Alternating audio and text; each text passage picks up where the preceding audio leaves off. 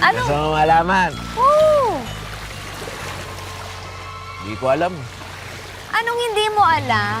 Maki, sige na, sabihin mo na sa akin. Wala, sige. Iisipin ko, wait lang.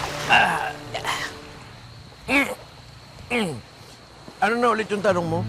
Ang tanong ko kung bakit ka napadpad dito sa isla namin. Tsaka kung sino ako? Oo, kung sino ka.